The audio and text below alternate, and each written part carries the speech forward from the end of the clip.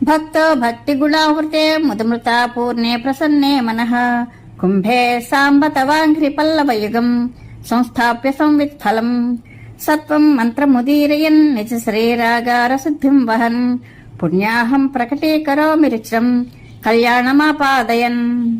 ఓ సాంబమూర్తి శివ, నేను భక్తుడనై నా శరీరము అనే గృహాన్ని నిర్దుష్టంగా శుద్ధి చేసుకుని మనస్సులకు ఇష్టమైన మంగళమును చేయడానికి పూనుకొని దాని కొరకై భక్తి అనే నూలుపోగులు చుట్టి సంతోషము అనే నీటితో నింపిన నా మనస్సు అనే కలశంలో నీ పాదములనే చిగుళ్లను జ్ఞానము అనే కొబ్బరికాయను ఉంచి కలశస్థాపనము చేసి సత్వగుణ రూపమైన తారక మంత్రాన్ని ఉచ్చరిస్తూ పుణ్యాహవాచనమును నెరవేరుస్తాను. అన్ని వేళలా మీ పాదపద్మములను స్మరిస్తాను. భక్తుల హృదయాలు అరిషడ్వర్గాలతో అసూయాద్వేషాలతో